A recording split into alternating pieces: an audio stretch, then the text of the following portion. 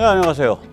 이제 그저께 한참 생각을 하다가 이 일본에 대해서 좀 이야기를 하겠다. 그래서 일본을 어찌할꼬 그 시리즈를 한 두세 개 다루겠다고 생각을 하고 시작을 했는데, 아니 어떻게 그 아베 전 총리가 오늘 피격당했죠.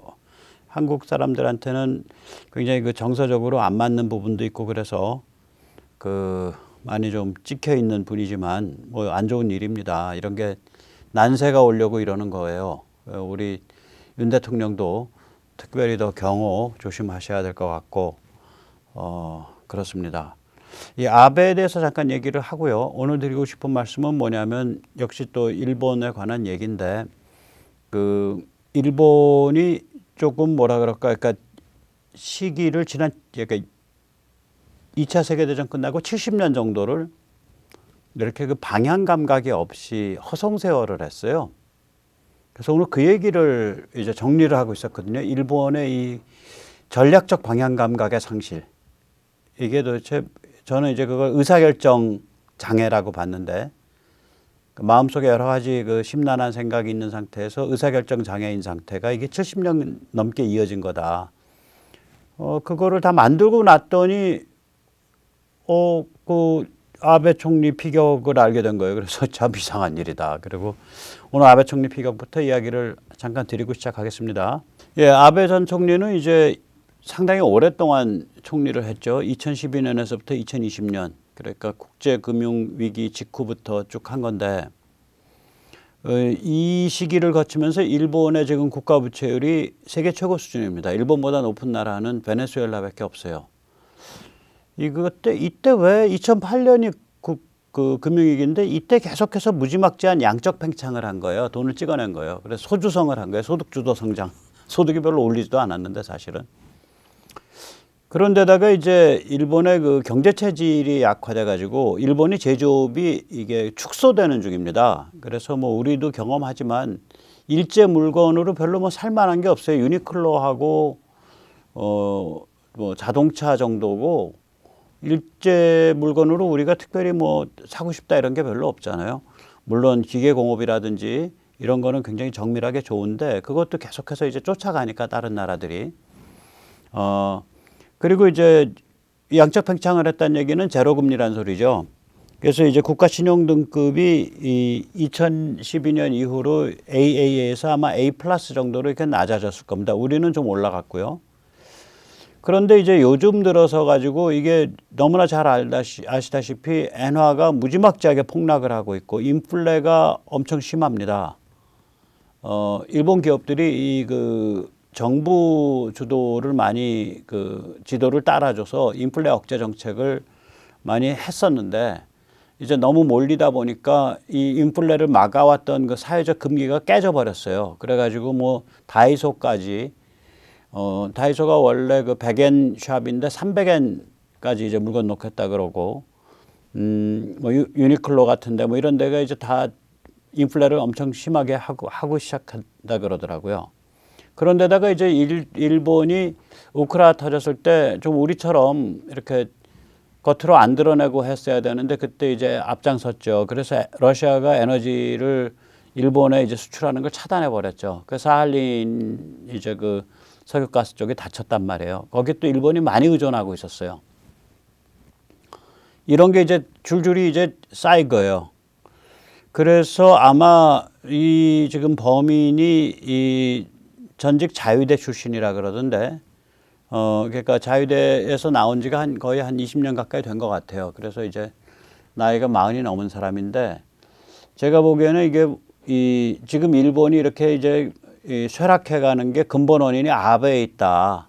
말로만 무슨 헌법 개정한다, 뭐 전쟁을 할 수 있는 나라, 군대를 가진 나라 만들겠다 말로만 떠들었지 나라를 거덜낸 게 아베 아니냐. 이게 지금 이번 사건 터지기 전까지 이제 그 싸구려가 된 일본 뭐 이런 그 평이 지금 일본 평론에서 쭉 나오는데 그 전부 책임이 아베에 돌아가고 있는 거예요. 그래서 아베가 은퇴를 한 상태에서 가만히 있었으면은 낫었을 텐데, 그렇게 원망을 많이 받고 있는 상태에서 정치 활동을 이제 강화하니까 이런 일이 터진 거 아닌가라고 짐작을 합니다. 물론 이제 좀 더 시간이 지나봐야 알겠습니다.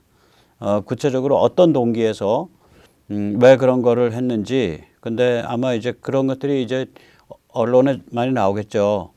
그 동기랑 저런 거랑 상관없이 이 아베의 피격은 일본의 위기, 일본의 쇠락을 상징을 합니다. 그래서 원래 이제 일본이 그 굉장히 중요한 지정학적 역할을 해왔었으면은 지금 동아시아가 난리가 날 텐데요. 오늘 덧터봤듯이 일본이 지정학적 역할을 회피해 왔어요.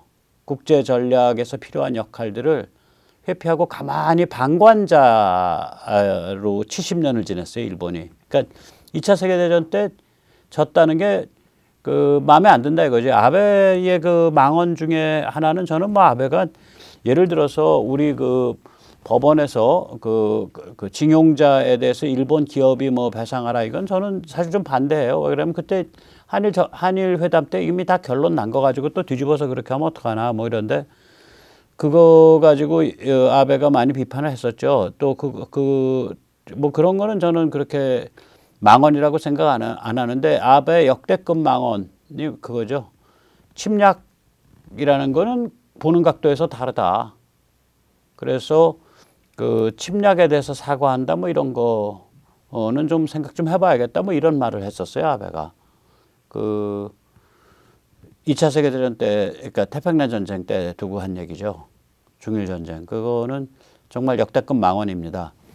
그렇게 이제 이렇게 말로는 굉장히 그 우파스럽고 굉장히 그 애국스럽고 말로는 이제 국가주의적이고 이런 사람인데 실제로는 나라는 다 거덜내놨다. 이러니까 오히려 더 그 발언과 연관돼서 오히려 더 일본인들의 그 원망과 그 증오. 그러니까 일본을 이류 국가로 만든 그 물꼬를 열어 제친 인간이다라는 그 불만, 원망이 굉장히 최근에 높았었어요. 일본이 위기에 몰리면서 이런 일이 도대체 왜 벌어진 거야? 우리가 왜 이런 황당한 그 부채 국가가 됐고 다 황당한 이런 상태가 된 거야. 그래서 쭉 보니까 저 아베가 그랬네 이렇게 되는 거예요.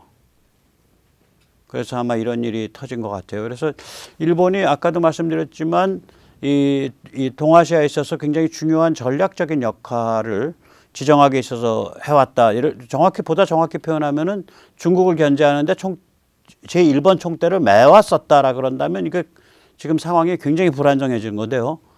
다행히 뭐 그 역할은 우리가 해왔죠. 우리랑 미국이 해왔죠. 중국 견제하는 건. 우리는 안 하는 척하고 안 하려고 자꾸 삐대서 도망갔죠. 문제는. 그러나 우리는 생겨먹은 게 그 역할 할 수밖에 없어요. 미치나 여러 가지 나라의 운명이. 생겨먹은 게 그렇게 될 수밖에 없고 그거를 윤석열 대통령 같은 경우는 정확히 직시하고 있다. 그 항모파의 그 수괴인 해군 참모총장 그 김정순과 그 사람 날린 거 보면 정확히 보고 있는 거다. 그건 잘 본 거다. 그렇게 생각을 합니다.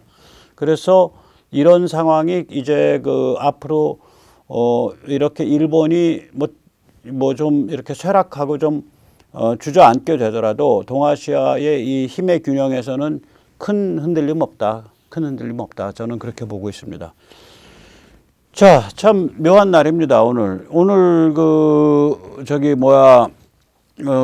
공군하고 그리고 카이 그러니까 한국 항공우주산업하고가 지금 우리가 만든 기막히게 잘 만들고 있는 그 전투기죠. KF-21. 그러니까 이렇게 보면은 F-22 닮았고 저렇게 보면은 F-35 닮았고 그리고 앞으로 내부 무장창을 만들어서 공간은 있으니까 무기를 다 집어넣게 되면 F-35 같이 되는 비행기예요. 추력도 그렇고 모양새도 그렇고 F-35 못 따라갈 일이 없어요. 지능과 센서와 레이더와 이런 것만 제대로 가면 되는데 지금 그게 다 국내에서 개발해가지고 그동안 축적된 개발이 거기 다 지금 올라가고 있어서 성능이 뭐 미국과 별로 차이가 안 납니다. 그런데 지금 당장 F-35 방식으로 가게 되면 미국의 그 군수산업계랑 충돌을 하니까 우리가 한 두어 발 늦춰가지고 천천히 가고 있는 거예요. 그러니까 미리 다 지능 충분히 갖추고 무기 충분히 갖추고 이건 제가 다음 주에 월요일이나 화요일 날 정리해 드리려고 지금 자료는 다 만들어 놨는데 그 자료는 어제 밤에 만들었는데 아침에 보니까 공군하고 카이 항공우주산업이 사천 그 공군기지에서 그러니까 뜨지는 않고 지상에서 활주하고 있는 그 모습을 처음으로 공개를 했더라고요. 굉장히 참 마음이 좋고 그래서 그 약간 그 두 군데 다 이렇게 그 쓸 수 있는 그 홍보 영상이니까 제가 한번 멋있게 편집해 봤습니다. 잠깐 날도 덥고 짜증 나실 텐데 또 아베 일도 있고 그래서 좀 불안하실 텐데 잠깐 보시면서 걱정 없습니다 라는 저의 장담을 반만 믿어 주십시오.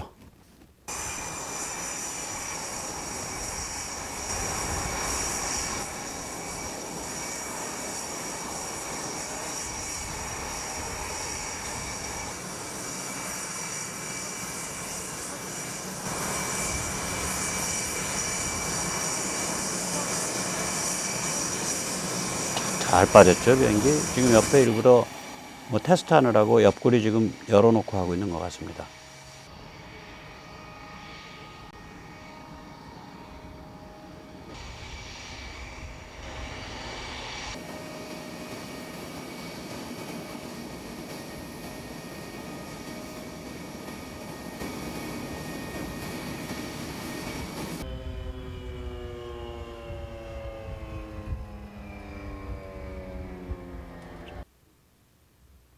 예.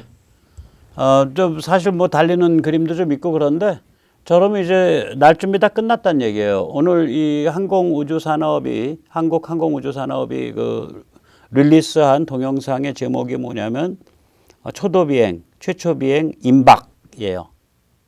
그러니까 7월 중에 분명히 최초 비행이 있을 것 같고요. 뭐 일부 좀 이렇게 마음이 급한 분들의 추정에 의하면 다음 주 중에 비행하지 않겠냐. 7월 중순에. 사실 지금 거의 다 끝난 것 같거든요, 준비. 그래서 이 F-21은 이렇게 그 몸통하고 엔진이 너무 잘 나왔고, 그 다음에 거기에 들어가는 레이더, 그 다음에 거기에 들어가는 적외선 추적 장치 IRST 굉장히 첨단입니다. 또 거기에 들어가는 저기 어디에 그러니까 그 일렉트로 마그네틱 타겟팅 파드, 그러니까 이 전자광학 표적 획득 장치, EOTGP, 또 거기에 들어가는 이 상대방 재밍하는 장치, 그것도 이제 월요일에 좀 설명을 드릴게요. 그런 그 RF 제머, 그러니까 그리고 그 통틀은 전자전 그 소프트웨어 하드웨어 덩어리, 그리고 그걸 다 뭉뚱그려서 보여주고 있는 미션 컴퓨터, 그러니까 이 조정 시스템, 또 심지어는 조정 시스템이 가라앉았을 때 그래도 비행기는 몰고서 가야 되니까 그걸 이제 백업 시스템, 그걸 통합 제어 시스템인가 통합 백업 시스템인가 뭐 통합 예비 시스템인가 그렇게 불러요. 그것까지 다 만들었는 걸로 압니다. 그래서 이번에 KF-21이란 한 모델이 문제가 아니라 그 모델도 참 잘 만들었지만 그 모델을 둘러싼 이 소프트웨어적인 혹은 체제를 꾸미기 위한 그 전체적인 그 프레임워크, 이거를 만들고 있는 거예요. 그래서 이제 비행기 뜨고 나서 2026년이 공군에 납품하는 거니까 2026년 1월에 납품한다 그래도 3년 반 남아 있거든요. 3년 반 동안 이 프레임워크, 그 완전히 센서, 레이더, 뭐 전자전 장비 이거 잔뜩 다 엮고 거기다가 무기 다 붙이고 이런 작업을 할 겁니다. 원래는 그 작업이 2028년까지 계속되게 돼 있는데 제가 보긴 이 속도로 가면 2026년까지 끝날 것 같아요. 그 공군 납품할 때 거의 다. 그럼 이제 나머지 남은 작업은 뭐냐면 뱃속에 집어넣는 거. 그리고 이제 여러 종류의 드론이랑 같이 군집해 갖고 움직이는 거. 지금 그런 드론들 만들고 있거든요. 초음속 드론들. 네. 자, 이제 우리는 이런데 이제 일단 대한민국 얘기부터 좀 할게요. 한국과 일본을 좀 이렇게 그 비교를 해봐야 서로 아쉬운 부분이 좀 달라요. 그 포인트가. 그래서 그걸 비교를 해봐야 일본이 이런 문제가 있구나. 그래서 우리가 일본을 따라잡고 있구나. 일본이 이래서 힘을 못 쓰고 있구나. 오늘 그 얘기거든요. 일본을 어찌할꼬 2부입니다. 네. 한국이 이제 개척하고 있는 길, 또 개척해온 길은 뭐냐면 전 GAA 모델이라고 부릅니다. 참 기분 좋은 일이 있죠. 삼성전자가 세계 최초로 GAA 방식을 사용을 해서 3나노 칩을 만들겠다. 게이트 올 어라운드. 게이트 올 어라운드라는 그겁니다. 게이트 올 어라운드라는 걸 조금 설명을 해드릴게요. 게이트라는 건 전번에 제가 이거 설명할 때 잘못 설명해 드렸더니 역시 시청자님 한 분이 저한테 지적을 해 주셨어요. 그런 거 아니다라고 짧게 했는데 이제 길게는 안 써 주셔서 제가 이걸 또 영어로 찾아보면서 또 잘난 체 하려고 또 공부를 했지 않습니까? 이 트랜지스터 소자들이죠. 결국 칩이라는 거는 트랜지스터 몇 개 들어있냐 이거죠. 그 안에. 근데 이 트랜지스터라는 건 우리가 이제 그냥 배우는 트랜지스터, 그냥 원리를 이해하는 거 보면은 전류가 흘러서 나가는 쪽, 그러니까 소스와 드레인이 있죠. 소스와 드레인, 전류가 직류니까 교류랑 다릅니다. 한쪽 방향으로만 흐르죠. 흘러 들어오는 것을 소스라 그러고 나가는 것을 드레인이라 그러는데, 그럼 요 통로를 채널이라고 불러요. 그럼 트랜지스터는 뭐냐면 그 채널을 문을 닫았다 열었다 닫았다 열었다 하는 애가 있다고요. 그 게이트죠. 닫았다 열었다 닫았다 열었다. 그런데 이 게이트가 우리가 이제 배웠던 거는 트랜지스터가 세 발이어 가지고 게이트 하나, 그 다음에 소스 하나, 드레인 하나, 이렇게 세 발이었다는 것을 우리가 배운단 말이에요. 우리가 그 전자부품 사가지고 뭐 꾸미면 트랜지스터 사면은 세 발 달려 있어요. 그건 트랜지스터 하나짜리죠. 그런데 이 초고도 집적 회로에서는 이 게이트를 여러 개 달아요. 게이트를 여러 개 달으면 뭐냐면, 게이트라는 게 결국 조였다 풀었다 하는 애잖아요. 그걸 여러 개 달면 조일 때 확실히 조여지고 풀을 때 확실히 풀어지는 거예요. 그래서 핀팸이라는 기술을 이때까지 핀패트라는 기술을 써왔는데, 그 핀패트는 뭐냐면 게이트를 세 개 다른 거예요. 그래서 여기 핀패트가 위에 있는 그림인데 왜 세 개냐 보시면은 저 회색으로 이렇게 수직으로 들어가 있는 게 핀패트에서는 저게 채널이에요. 그 채널의 중간에 이제 조여서 막았다가 풀었다가 전류를 막았다 풀었다 하는 게이트가 작동하는 그 면이 저긴 세 개잖아요. 보면은 저 노란 게 왼쪽에 좀 가려지죠. 왼쪽에 하나, 꼭대기에 하나, 그 다음에 오른쪽에 하나 수직으로. 게이트가 세 개죠. 그래서 저거 가지고 5나노까지 해요. 근데 저게 5나노 이하로 가게 되면 게이트가 이게 이제 워낙 그 회로가 작으니까 게이트고 틈새를 타고 전류가 찔찔찔찔 흐르는 거예요. 말하자면 3나노 이렇게 가면, 그래서 저거 3나노 이하 가면은 저 GAA로 가야 된다라는 게 일반적인 얘기였어요. 학계에서 그런 주장을 많이 했어요. GAA 보면 저기는 채널이 이렇게 서 있는 게 아니라 채널이 눕혀져 있죠. 그리고 그 밑에 그 아래도 또 채널 눕혀져 있고 또 채널 눕혀져 있고, 그러니까 벌써 3차원이 된 거예요. 채널이 하나가 아니라 채널이 같은 공간에 세 개가 들어갔는데, 이 채널 하나를 두고서 요쪽 면에 게이트가 4개 있는 거예요. 그러니까 열 때 확 열고 닫을 때 확 닫고 이게 되죠. 네 군데서 작동을 하니까. 세 군데보다 훨씬, 이 셋만 가지고 닫았다 열었다 하는 것보다 훨씬 파워풀하겠죠. 네 군데서 작동하니까. 그런 원리라 그러더라고요. 물론 저렇게 만들려면 이제 공정이 좀 복잡하지 않겠죠. 그 대신에 만들어만 놓으면 무지하게 이제 전력 유실이 없고 제대로 작동하는 칩이 되고 뭐 이런 문제인 것 같아요. 그래서 저거를 이제 삼성이 게이트 올 어라운드 GAA 방식이 저게 앞으로 갈 길이다라 그래서 저걸 중심으로 해서 공정을 준비를 해온 거예요. 그래가지고 저걸 이제 양산을 하겠다. 양산 들어갔다는데 사실은 이제 시제품 양산 정도 돼요. 이제 수율, 일드라 그러죠. 저렇게 해서 칩을 만들었을 때 제대로 만들어진 칩이 한 30%는 나와야 되는데, 10개 만들었으면 3개 정도는 나와야 되는데 아직은 한 10%된 것 같아요. 그런데 저렇게 양산 시작하고 한 6개월 정도 지나면 이제 운이 좋으면, 워낙 첨단 기술이라 저거 운이 닿아야죠. 운이 좋으면 또 열심히 노력을 하시고 계시니까 이재용 회장님 이하 삼성 분들이 모두 그 이제 제대로 작동하기 시작하면 이제 삼성이 이제 파운드리 쪽에서 세계 1등 기업 되는 거예요. TSMC 꺾고. TSMC 저거 지금 못 따라와가지고 고민이 많은 모양이더라고요. 그래서 제가 감격을 해서 GAA, 4개 변에서 다 한단 말이지. 전 변에서. 네 개 전변에서 다 한다 이거지. 오케이, 그럼 우리가 걸어온 길도 GAA라고 해보자. 뭐 반도체에 있는 용어 내가 못 쓸 게 뭐 있냐. 게이트 올 어라운드. 그래서 우리도 네 개 변입니다. 우리도 전변 전개 방식입니다. 우선 세계시장 수출 경제죠. 그 다음에 민간주도 공정시장이죠. 세계시장 수출 경제는 저게 이제 박정희 대통령 때 됐고요. 민간주도 공정시장, 페어마켓은 저게 신군부 때 된 거예요. 전두환 대통령, 노태우 대통령 때. 그때 이름은 안정화 정책이라 그랬고요. 저 길로 가겠다라고 블루프린트는 박 대통령이 돌아가시던 해 79년도에 만들었고요. 중국은 지금도 저게 아니죠. 중국은 지금도 인민해방군과 당 마음이죠. 마원 알리바바 너 까불어 임마 앉아 그럼 앉아야죠. 너 텐센트 너 앉아 임마 그러면 앉아야죠. 예. 그 다음에 제도적 민주화, 자연법 정신과 개인이 중심이 되는 그런 제도적 민주화.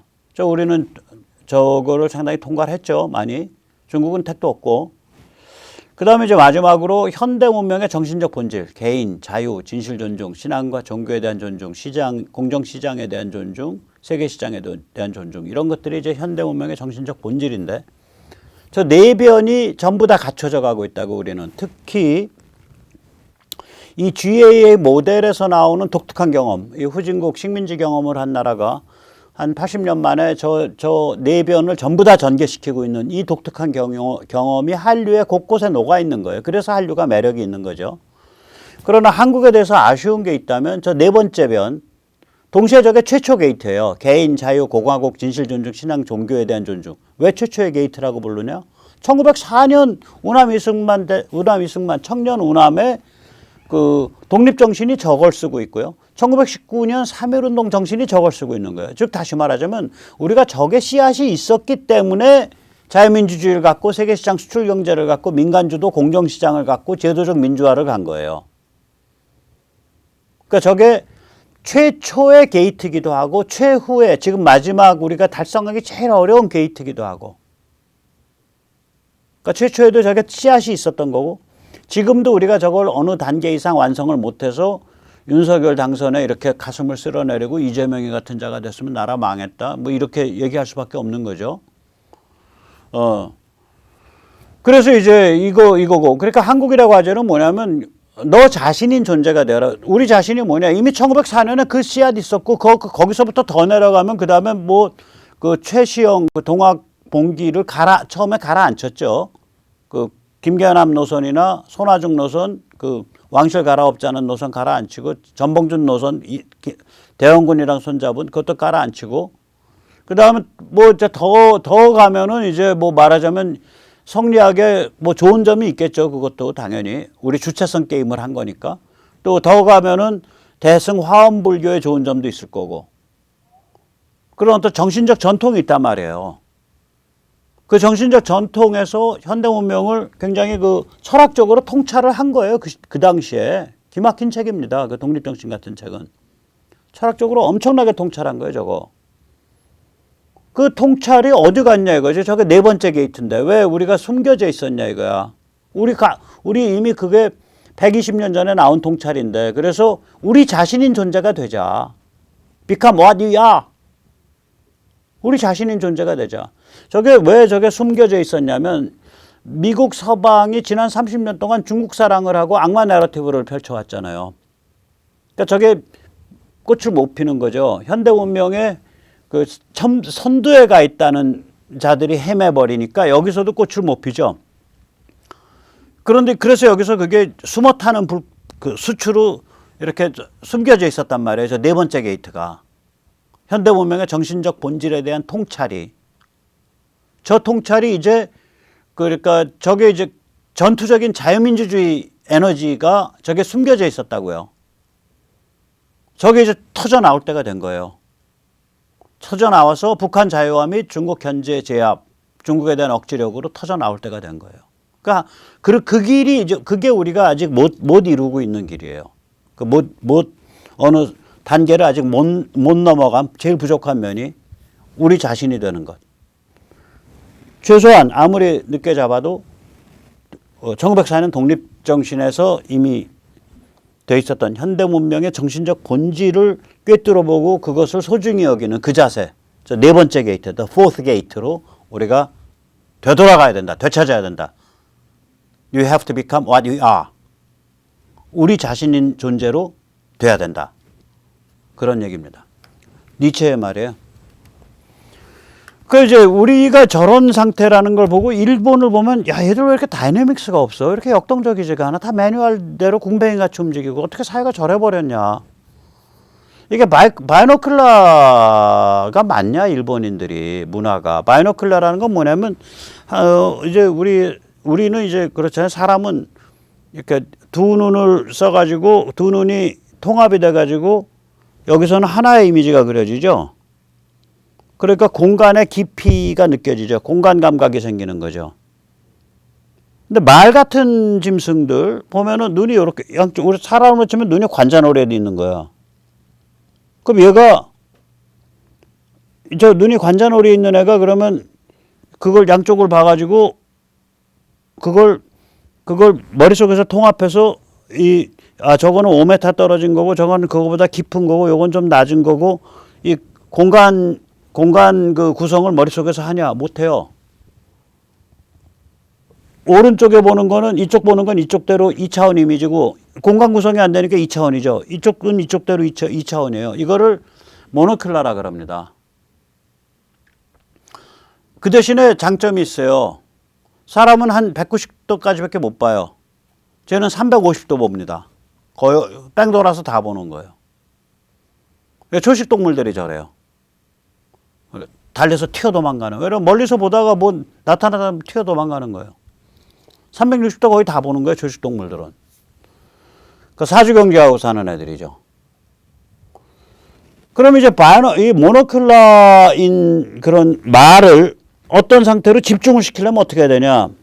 경주마들 그러잖아요. 눈에다가 눈 가리개 채운다고. 블링커라고 불러요. 저 사진에 보듯이. 왼쪽 사진도 블링커 차고 있는 거고요. 오른쪽 사진도 블링커 차고 있어요. 그런 말이 시야가 가려지니까 공간이 입체적으로 구성은 안 되지만 집중을 하게 되죠. 그러니까 이게 일본 문화를 보면 일본의 문화가 모노큘라인데 어떤 국가적인 어떤 혹은 사회가 어떤 목표를 정하면 인위적으로 그냥 다 수치심 뭐 이런 걸 느껴야 하니까 인위적으로 딱 거기다 부어 넣어갖고 전부 이걸 채우는 그런 문화 아니냐 이거지. 이거 전 세계에서 제가 하는 말입니다. 일본 문화 원래 모노큘라인데 겁이 많고 사주경계를 해야 되는 그런 상태인데 뭔가 이렇게 저거를 목표에다가 사람들을 집중을 시키려면 여기다가 눈 가리기를 딱 채워버리는 그런 문화가 아니냐 이거예요. 그러면 이제 눈 가리개가 한 사회를 구성하는 모든 사람이 눈 가리개를 쳐서 딱 거기를 보는 거죠. 전부 터널 비전으로. 그러면 어떻게 되냐면 전체적 문맥을 파악을 하고 그걸 유연하게 대처를 하는 그리고 그 문맥에 변화하면서 전략화 포커스를 수정하고 진화시키고 이거를 못하는 문화 아니냐 이런 생각이 드는 거예요. 그런 힘이 굉장히 약한 거 아니냐. 1857년 메이지부터요. 1945년 패전 때까지 90년인데 저게 단 하나의 포커스예요. 한 번도 변한 적이 없어. 뭐냐면 닥치고 부국강병 묻지마 물질풍요 그거예요 딱. 메이지 때 그랬고 청일 때 그랬고 러일 때 그랬고 그 다음에 청일 때 타이완 얻었고 러일 때 한반도 얻었고 사할린 일부 얻었고 그 다음에는 이제 1920년경에는 만주에 주저앉아서 만주를 그 장신의 군벌과 공동 경영했고 그러다가 1931년에는 만주를 장씨 털어버리고 직영 경영했고 37년에 중일전쟁 일으켰고 1941년에 태평양 전쟁 일으켰고 45년은 패전했고 1857년 메이지부터 1945년 패전 때까지 모놀리틱해요. 그러니까 하나의 모노 테마예요. 하나의 테마야. 하나의 포커스예요. 닥치고 무강벽 묻지마 물질이에요. 그러니까 저거는 이거 눈 가리게 채우는 모노큘라 말과 같다. 그리고 더 나가서 1945년 이후 지금까지 거의 80년인데 지금 상태가 그 행태가 똑같아. 이걸 베껴 놓으니까 산만한 의사결정 장애예요. 자, 제가 다시 한번 어저께 했던 거 정리하지만 일제가 저 메이지 때부터 1945년까지 대형 사고 많이 쳤단 말이에요. 8, 9개 쳤어요. 그래가지고 원자폭탄으로 비극적으로 그렇게 당하고 패전을 했단 말이에요. 이게 전범국가라고요. 그리고 미국이나 이런 쪽이 절대로 그 일본의 그 재무장이나 일본의 다시 이걸로 이렇게 올라오는 거에 대해서 억제하고 있다고요. 독일도 못 올라오고 있잖아. 국방비 그렇게 써도 못 올라오고 있잖아요. 독일도. 지금 쓰겠다 그러는데 못 올라오잖아요. 독일 GDP 2% 쓰겠다 그러는데도 그 미국 눈치 보면서 자기가 써야 될 국방비 분야랑 안 써야 될 분야 굉장히 조심해서 할 거예요. 못 올라오고 있다고. 그러면 이런 상태, 우리는 이 상태로 당당히 가야 돼. 앞으로 100년이고 뭐 이렇게. 그럼 주어진 조건을 수용을 하고 이 조건 아래서 우리가 할 수 있는 게 뭐지? 좀 이렇게 그 마음을 내려놓고 좀 창의적인 방식을 찾아내고 그래서 그 자기들이 할 수 있는 정책을 실현함으로써 인류에 기여하고 동아시아에 기여하는 정책을 잘 실현해서 뭔가 새로운 현실을 열어젖히고 새로운 가능성을 찾아내고 이런 흐름이 없는 거야. 그냥 당했단 말이지. 돈이나 열심히 벌지. 열심히 제조하지. 그리고 저기 동아시아 질서가 한번 흔들려야 뭐 우리가 좀 숨 쉴 구멍이 있겠지. 그러니까 우리는 뭐 북한 애들도 좀 이렇게 도와주고 왔다 갔다 하고 여기 북송 그 골아픈 제1교포 중에 좀 이상한 놈들 배 타겠다 그러면 다 태워서 다 보내버리고 또 중국이랑도 잘 지내서 잘 투자도 하고 그러면서 이 질서가 좀 흔들리는 거 기다려봐야지. 이런 태도예요. 태도가 70년 동안 저랬어. 거짓말이 아니라 그건 80년대 그런 태도가 80년 동안 이어진 거예요. 그러니까 이걸 차든지 아니면은 공간감각인지를 못 하든지 이걸 차면 공간감각인지는 하는데 그러니까 문맥인지는 억지로 하는 거예요. 억지로 여기서 상은 안 맺어져 억지로 하는 거예요. 좀 그런 느낌이 드는 거예요. 참 안 됐어요. 그래서 자. 이 눈 가리개를 채워놓으면 이게 대형 사고를 쳤단 말이에요. 일제가. 이게 일제 시대라는 게 메이지부터 1945년 한 90년씩이라는 게 눈 가리개 채운 모노클라이들의 대형 사고예요. 그때 이 눈 가리개가 어떤 눈 가리개냐. 현대 문명은 물질이야. 개인, 자유, 진실 존중, 공화국, 뭐 프로테스탄티즘, 르네상스 그런 거 다 잊어버려. 닥치고 물질. 묻지마 부국방병. 무찌르고 차지해. 이거예요. 이걸 화혼양제. 일본의 혼을 지키고 과학기술은 그냥 흡수해서 쓰면 돼. 우리 본질을 바꿀 필요 없어. 이 눈가리가 이거예요. 닥치고 물질. 무찌르고 차지해. 그거 한번 딱 차니까 그걸 그냥 90년 가고 90년이지. 90년 간 거예요. 한 번도 금도 안 가고. 그러니까 그런데 이게 승승장구를 했단 말이에요. 그러니까 전 세계에 물질 숭배에 물꼬를 터버렸죠. 야, 뭐 프로테스탄티즘 말하면 뭐 개인, 뭐 자유, 뭐 천부인권, 야, 그런 거 자연법 그런 건 의미 없어. 뭐 르네상스 정신에서 보이는 무슨 진실 존중 그런 거 의미 없어. 그냥 닥치고 물질이야. 부국강병 하면 돼. 부국강병 가는 길이 우리 독일 민족이 전 세계를 다 지배합니다. 라고 민족 쇼비니즘 군국주의로 갈 수도 있고 아니면은 부국강병 가는 길이 저 썩어 빠진 지배계급을 유혈혁명으로 날려버리고 프롤레타리아트의 사회주의 국가를 만들어서 사회체제의 혁명과 함께 현대화를 급속하게 이룹시다. 그러면 이제 공산주의 가는 거예요. 그래서 이거 다 일제가 이걸 다 불길을 질렀다고 저는 보는 거예요. 의도하든 의도하지 않았던. 의도 안 했지 당연히. 근데 대형 사고 치니까 그냥 퍽 하고 물꼬가 터진 거예요. 눈먼 피티시즘, 눈먼 물질 숭배가.